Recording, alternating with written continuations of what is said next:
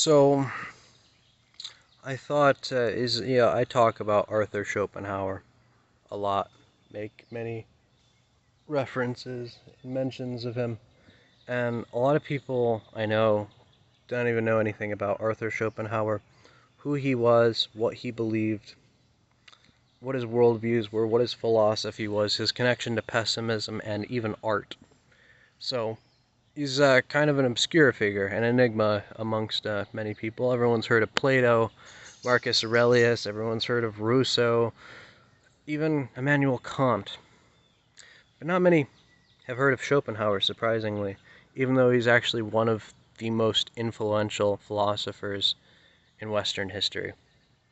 A lot of the world and politics were shaped by people that believed what he believed, and for better, for worse. Um, I have a tattoo of him right here. Him with his poodles. So, for context, he is what I would consider the successor of Immanuel Kant, another philosopher I hold in high regard that I thought of getting a tattoo of.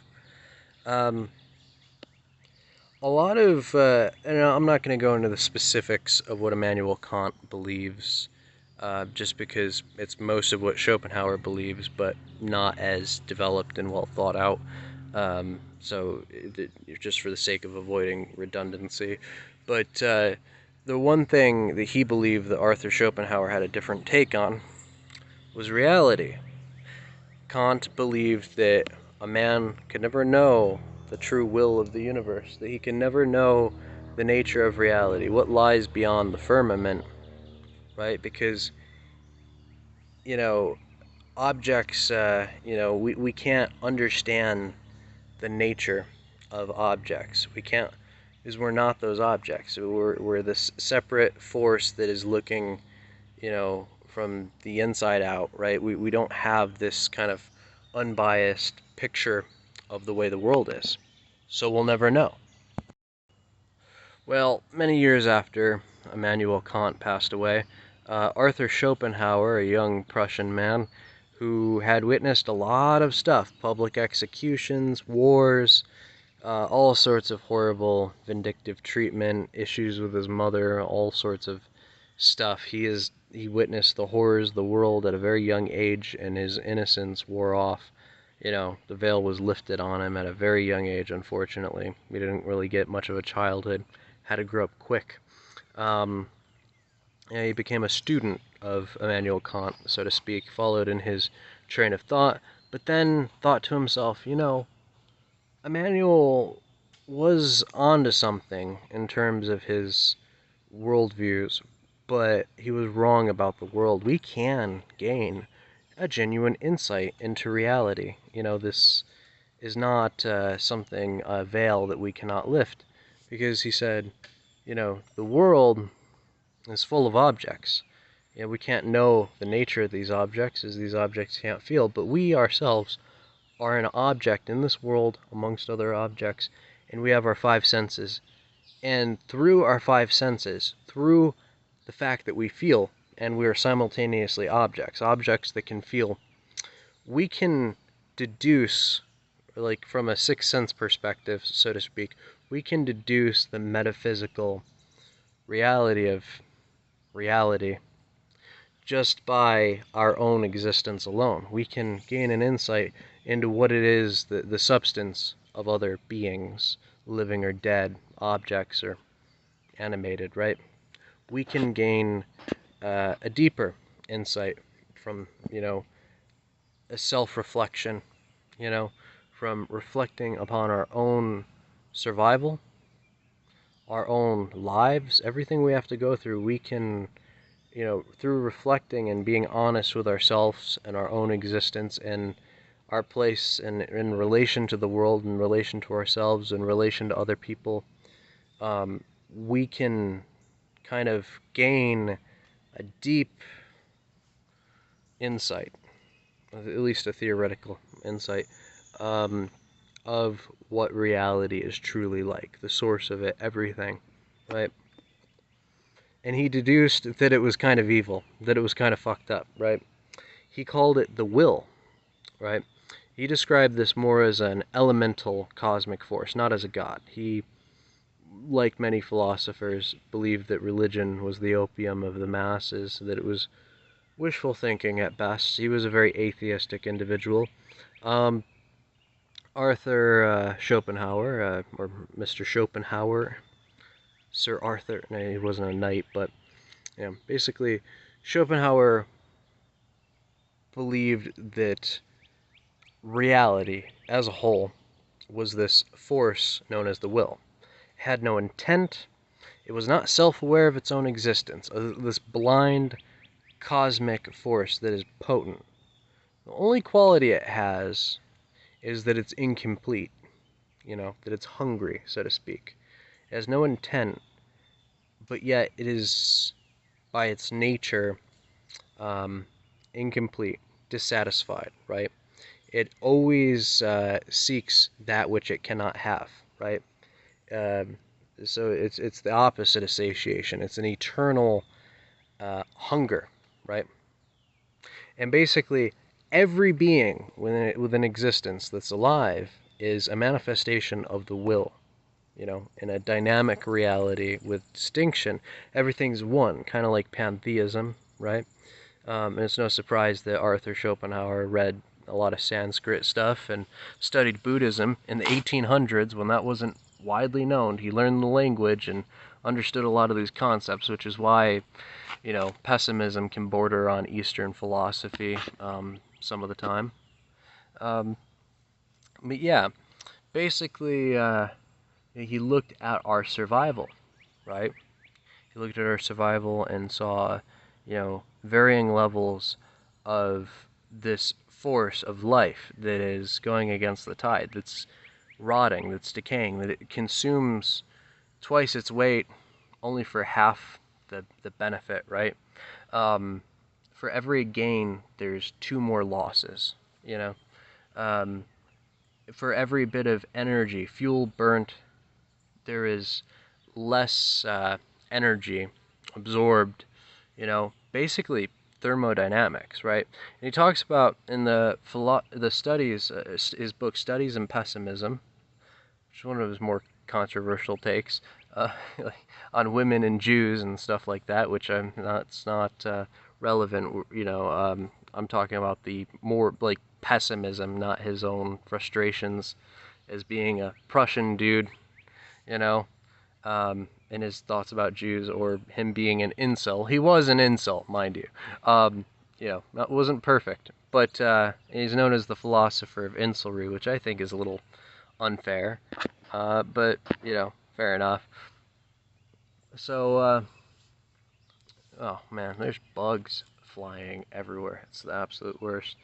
Um, he, in his time, a lot of scientists believed that cold was its own thing. They believed that the cold was this dualistic thing that was the counterpart to heat. And he argued with his contemporaries on the subject, and he said, no, there is no such thing as the cold. There is just varying degrees of the lack of heat, And I've gotten into arguments with people that are like, oh, yeah, no, the cold is its own thing, right? Heated debates, right? I know at any point I could have looked this up on Google and showed them that this is basic elementary school science. But it was fun to LARP as Arthur Schopenhauer, that there were people in his time, and people to this day, that genuinely don't get that the winter is the lack of sunlight. That if the sun died without creating a black hole, that the earth would freeze, the oceans would freeze into a giant ice block, that the ice age was literally some type of ash, right, in the atmosphere blocking out the sun for long enough. That winter happens because the sun isn't on our side of the earth as consistently, as long as it is on another part, right? The cold north and the cold south don't get as much sun as like the middle, right? So yeah, people are dumb enough to believe this, right? And there were people back then that were like, you're a pessimist. You're so negative, it's describing the cold as the lack of something. It's such a negative point of view. He was the kind of guy that it was basically like when people believed black was a color, he was like, no, that's the lack of anything on the color palette.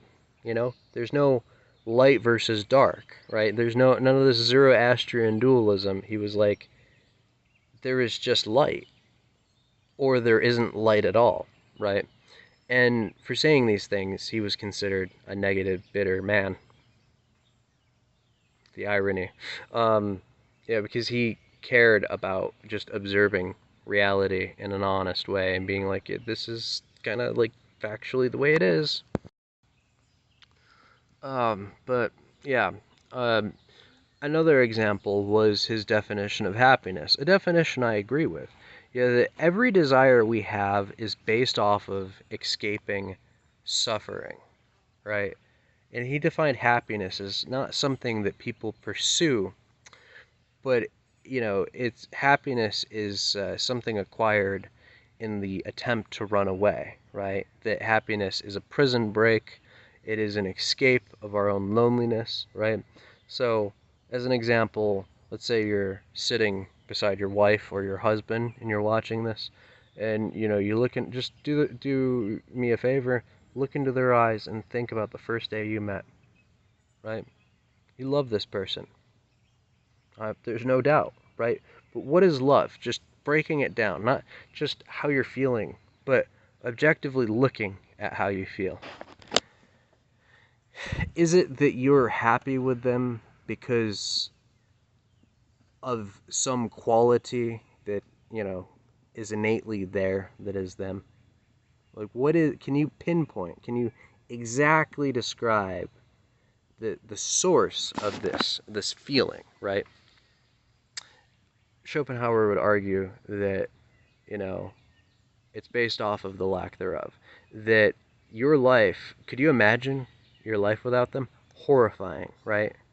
So you love them because you're not alone, because you're a social animal. Imagine living the rest of your life without that love that they have for you, without that companionship, right? Um, you end up with someone you love because you're running away from loneliness, because you don't want to be alone, right? It's and people will say that's just such a cynical, negative view of love, but it's true. It's true. Another example is how many people wake up and go, wow, I'm so grateful I have fingers, right? How many of you just sit back and look at your fingernails and go, this is great, this is substantial? You don't. But if you lock someone in your basement and tie them to a wooden chair, and you remove their fingernails with pliers or get a hammer and a wooden wedge and just put it underneath their fingernails and then pop them off, this person's going to be screaming and crying and be in complete, absolute, just abject terror and agony, right? And when you stop, there it is. There it is. Euphoria. Just like, like, oh, and they're going to go the rest of their lives always looking at their fingers, going, ah. They're going to be so grateful that is never going to happen to them again. It's kind of like the Saw movies, with John Kramer.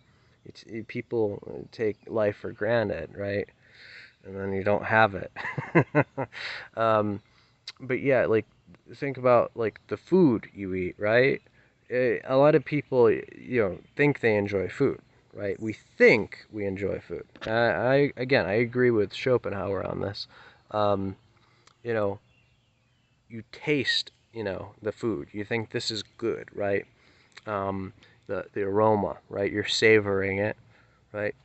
But really, you're just savoring the fact that you are currently existing in a position to where you're not, to where you're not in a position to where you don't have this, right? This is the problem with the rich. They have everything. They have no suffering, no struggle. So they'll eat really good food and then they'll think this isn't enough, right? Because they could have the world served to them on a silver platter, and then they eat something a little more expensive. This is great, still doesn't hit the spot, and it just keeps going. They're eating the most elaborate caviar, expensive stuff, and it's so great, it's so beautiful, tastes good, but it just doesn't quite hit the spot. And now they're paying for some nearly extinct animal or some really taboo thing or someone's kidney, and because they can't feel a fucking thing, right? It's people enjoy hobbies, foods, relationships, not because they feel, but because they're escaping many degrees of numbness, right? Many levels of emptiness, yeah, the glass is literally half empty. They're trying to escape this emptiness that they can't quite escape. Everything we do in our life, every bit of ambition, our goals, our destinies, our fates, is usually summarized by trying to not feel empty, right? And we don't really consciously think about it that much because we just function. This is it. This is our world, right? Um, and like to Schopenhauer, he believed religion, to varying degrees, was to lie to yourself, kind of convince yourself that it's always been full, right? Find fullness, right? Now, I disagree with this notion. There's a lot of stuff Arthur Schopenhauer often said that I don't fully agree with, but I will agree that most things that people do, people I love and care about, that I have absolute respect for, most of the aspects of their lives that they think are meaningful, substantial, are varying levels of them escaping suffering, right? Looking for distractions from the fact that they feel this eternal hunger, you know? And Schopenhauer believed in fighting against this, right? He had this idea of the will, like, I am the will, or, well, the will is me, but I don't have to be the will. Like, it's come to define me in every aspect of my existence. And, I see these animals eating each other, the dying of the light, this entropy, this just expanding into nothingness, this decay, this eternal current. And it's defined me in every aspect of my life, right? And I'm supposed to live by its terms, a blind hunger, you know.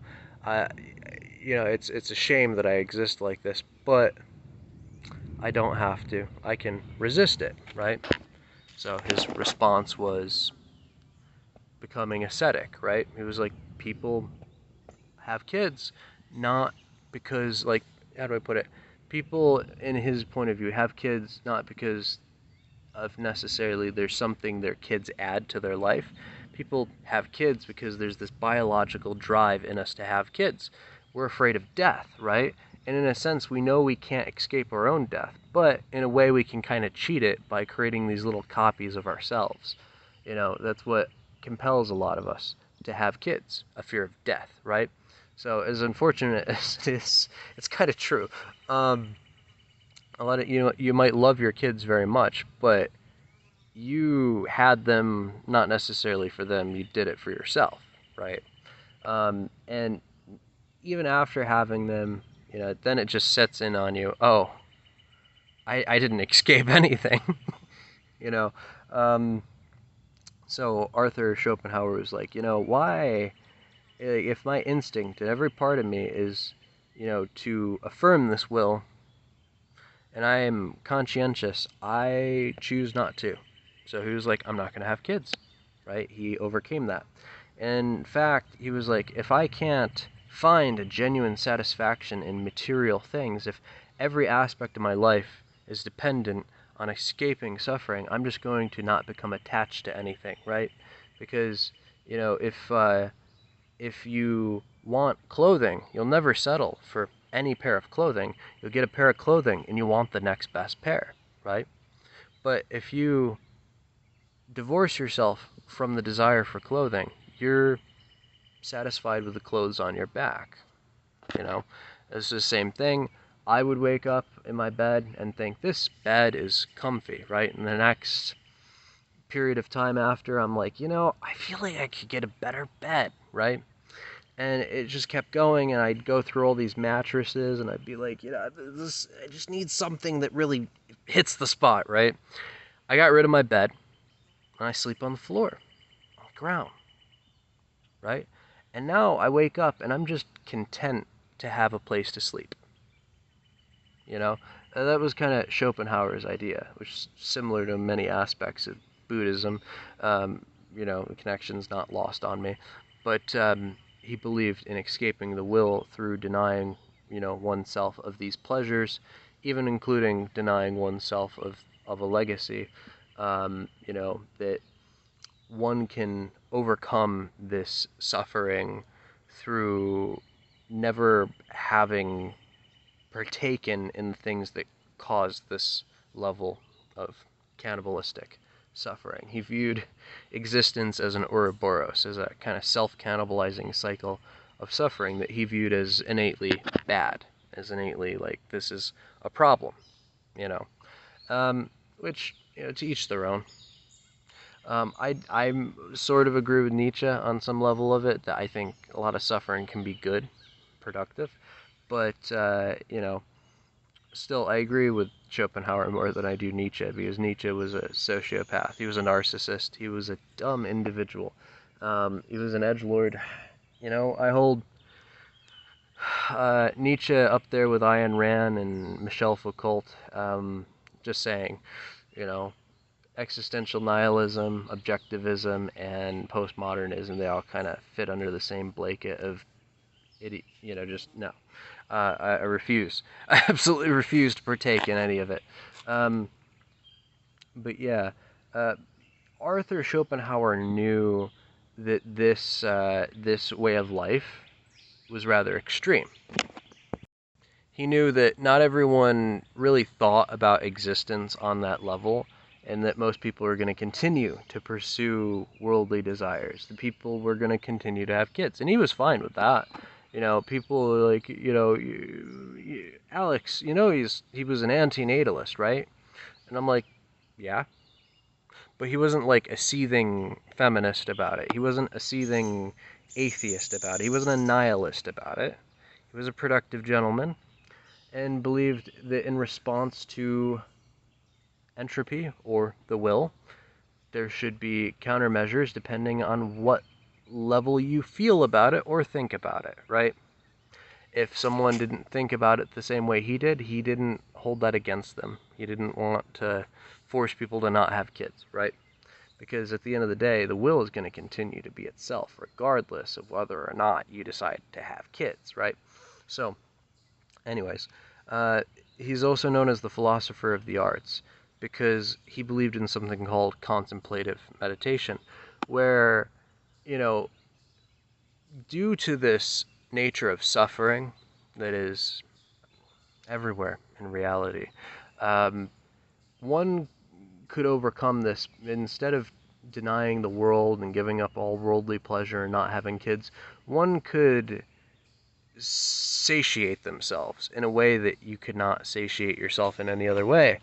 If you embraced art, poetry, music, whatever it was, any form of the arts, and you meditated upon it, whether you meditated upon a painting you like, a song, whatever it is, right? A poem you like, if you meditated on this and the quality of its beauty and imagined yourself with some empathy, right? Think of like how he believed that you could understand the nature of reality through the fact that you're an object and you can feel. You can understand yourself, so you can almost understand other objects, right? So you can gain an insight into this will, right? He compared survival to entropy. That's how he thought of reality, right? So, in the same train of thought, in an opposite end, imagine, almost empathize with the object in question, the beautiful object, and imagine a world based around that beauty. A world where the will doesn't exist, a world, instead of hunger, a world of satiation. Empathize with the object in question, the poem, painting, music, and imagine a world, a fictional world, that he believed didn't exist, but imagine how much better reality would be if there was this eternal self-aware force of satiation, which is why he became known as the philosopher of the arts. He's like, hey, life is shitty, so meditate on a hypothetical existence that consists of nothing but beauty, and you will feel less shitty. That was his selling point, you know? And then another thing, he believed the basis of morality was compassion. I half agree. His whole reasoning was that, okay, so if we were to acknowledge the world as a shitty, blind, hungry force, that doesn't bode well for other people that we live around, you know? So why cause more suffering, more misery, if existence itself is already a miserable affair? Instead, be compassionate to other people, be nice to other people, and like, why make their existence worse than it already is, right? Why be an asshole? So that was another point of view he had. So the whole idea of the pessimist being negative, it's like, no, no, no. We acknowledge existence as inherently negative, but we don't have to acknowledge people negatively. There's a difference. And then another thing, animals. He often talked about animals being innocent, right? That he envied the brute because the brute was not self-aware of its own existence. Animals are kind of happy-go-lucky, carefree, right? They don't think about their own existence and how hungry it is, right? So, because they don't think about it, they can, yeah, eat food as an escape from suffering, but they're not thinking about it. They don't have to swallow that kind of black pill, right? They still find joy and positivity and comfort in their bliss ignorance, So Schopenhauer, and much like my views on pantheism, associated innocence with ignorance, you know? So he believed that this joy that animals brought to people's lives, or that the animals brought to themselves, this envy of it, this feeling, almost like contemplative meditation, there's a satiation in the presence of animals that you can't always find in people. Sometimes you can, right? To him, you couldn't find it in people in general, but I believe you can. But he believed that you could escape suffering with animals as companions more so than people as companions, because animals don't think, and you enjoy that. It's just simple to snuggle, right? He had 2 poodles. This is why my tattoo has him with 2 poodles. He was an animal lover. He believed, he would have loved Steve Irwin, right? So he believed that, you could really find out a lot about a person and their character based off of how they treat animals. There's a lot more to it, but I feel as if that's a substantial summary of what pessimism is. And for those that had preconceived notions of what pessimism is, and we're kind of like, oh, that's not at all what I thought it was. Well, there you go. That's Arthur Schopenhauer.